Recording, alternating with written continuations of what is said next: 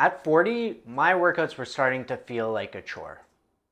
My shoulders were starting to feel achy, and although I wasn't moving like a statue, I just didn't feel like I was any more athletic as my summer softball season was getting closer.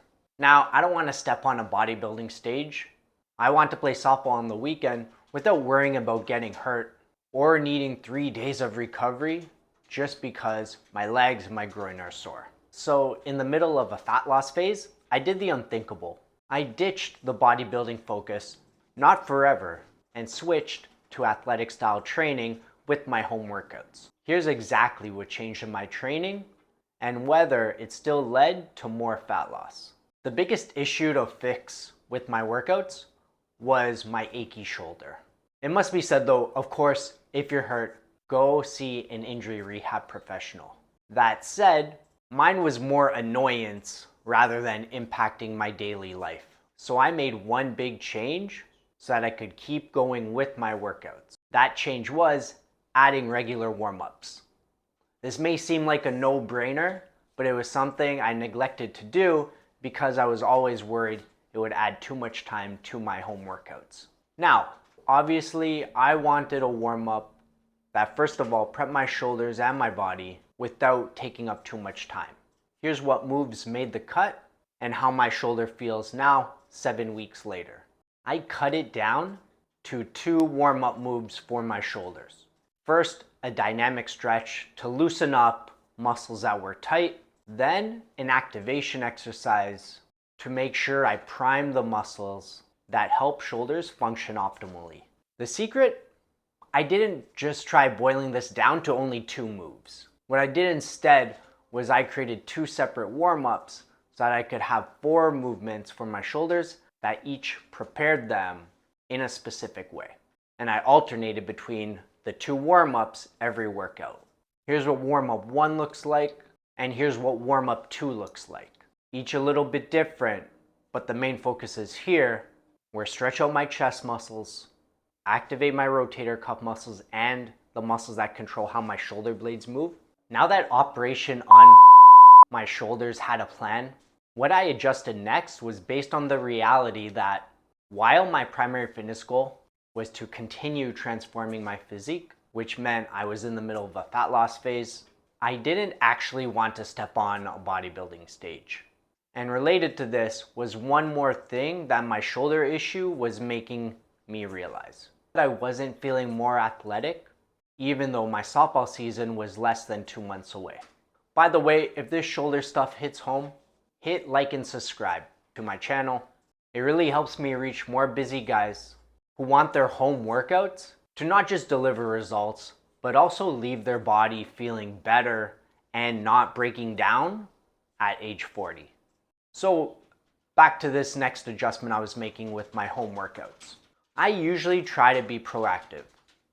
And with softball, this means actually prepping my body for it ahead of time. Not just showing up to week 1, the first week of games, playing, and then suffering with leg, groin, and core soreness for the next half a week, which doesn't even mention reducing injury risk. My 2 big adds here were power exercises and adding hip-specific exercises to my warm-ups as well, to go with the shoulder moves that I talked about earlier. Here were the keys. With the power exercises, they didn't become the whole workout. It was just 2 to 3 exercises to start every workout. Make every rep explosive, and then rest. It's not cardio. You want to make sure you can be as explosive as possible for those power exercises. And then after doing them, it was regular strength training for the rest of the workout. Things you would see in those bodybuilding workouts that I was doing previously. And for the warm-up, just like I did with the shoulders, I would add 2 hip-specific movements to my warm-ups. And they followed the same approach. 1 movement to dynamically stretch the muscles that were tight or restricting movement, and 1 activation exercise to get commonly underactive muscles firing better for the workout. Now, I'll be honest, it's tough to give numbers here that would show the difference this made, because really, I won't know until it's softball season and I'm playing. But that said, I feel like I'm more ready to play right now than I was 7 weeks ago before making these changes. I'm not worried about being sore for a week after the first game. I'm not worried about getting injured.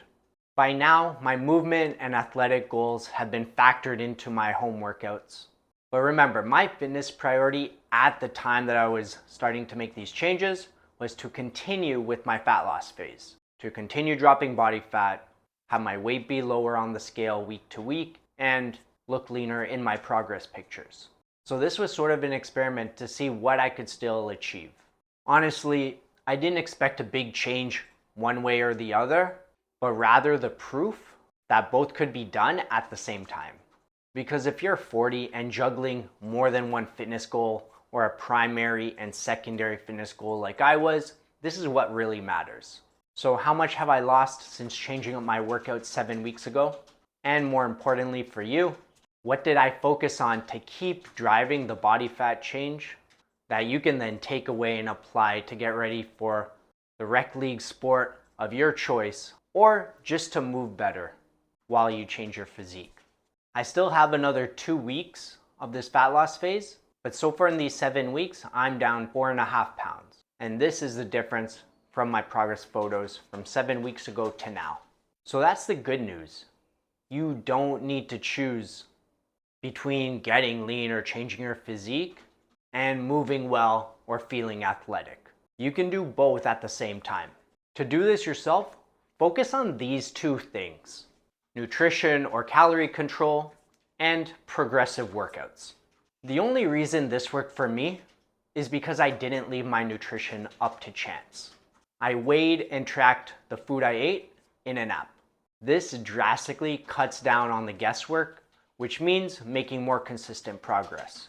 Now, to make sure that the workouts drive physique change, I made sure I was progressing in my workouts.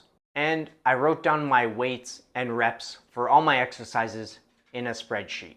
If you prefer, you could use a notebook or the Notes app on your phone. Then I just try to beat the numbers every week for as many exercises as I could. This way my body has to adapt. A much better strategy than doing the exact same workout the exact same way every week and just hoping that progress gets made. Make your body adapt.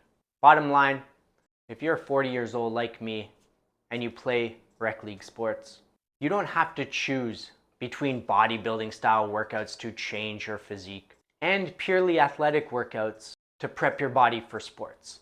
In this video, I showed you how you can do both while taking care of nagging aches and pains and dropping body fat.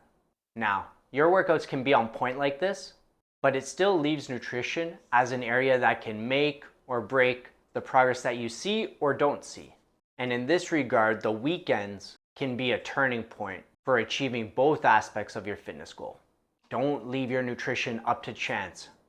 Just like I don't recommend leaving your workout progress up to chance. If you specifically need help with this, download my Weekend Fat Loss Gameplan. The link's in the description.